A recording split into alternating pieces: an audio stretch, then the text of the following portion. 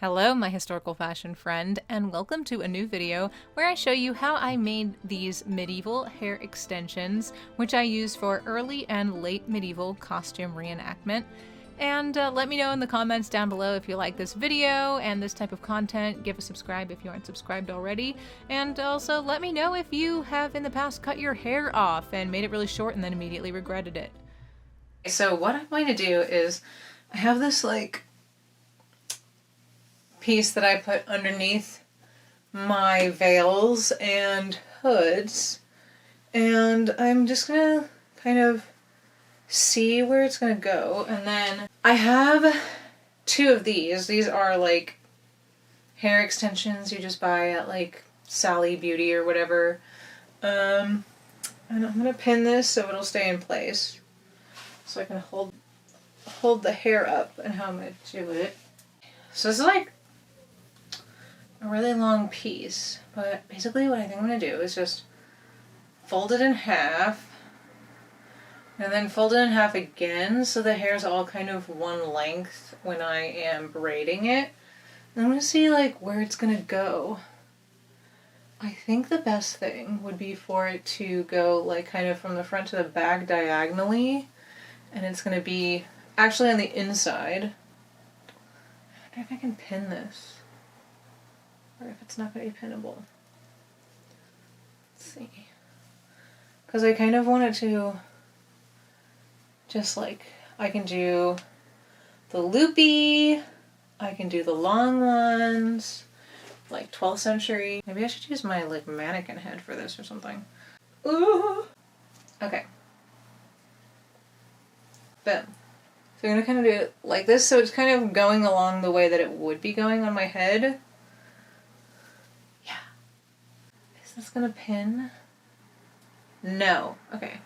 We're just gonna pin on the actual thing where it's gonna go and do it in a straight line.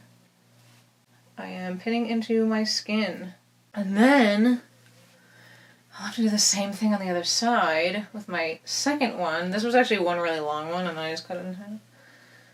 Yeah.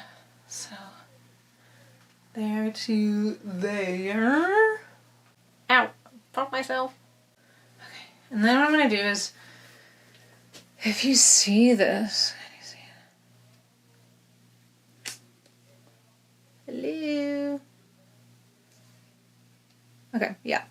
So if you see this, it has kind of a set of threads and stuff that the hairs are actually sewn into. And I'm going to use that to actually sew it into this. Yeah, and I'm just going to kind of do some sort of back stitch going through the tiny openings. I'll probably zoom in so you can see it better. But yeah, and then I will show you when it's just hair. Actually, I thought I would just show you how it's pinned onto here, because you can kind of see better that it actually doesn't end up going straight back to front. It's going to end up being on a diagonal, so when it hangs down, it's straight on your head. Yeah. Okay, so here's just some footage of me doing my little back stitch, and you can see I've already done some of it. I didn't put them too close together because it didn't really seem to matter. It was pretty secure with just a few stitches per inch, and because they were layered, I was kind of going over multiple sets of hair at the same time. And you can see Jace here. He was very excited, and then he started a battle royale with his brother.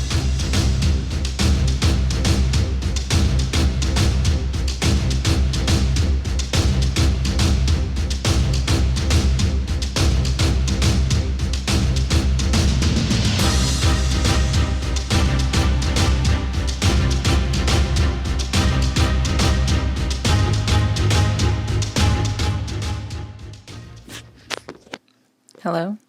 Okay. I'm gonna try that again. Okay, so here's a nice up-close view of this hair thing that I have made here. And let me see. you can see here that it's just done with some little back stitches, running stitches, alternating, and then on, you can do it. On the other side, it's like not super visible in any way. This is going to be covered by your veil, your wimple.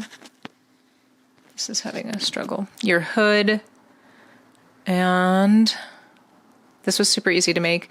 I already had this little fillet that goes around my head for wearing under veils and hoods and caps and stuff. But this works super well, and let me show you some footage of me wearing it. By the way, I did do little braids that are tied together with ribbon at the end. Well, it's more like twill tape. Yeah, just a woven band. Yeah.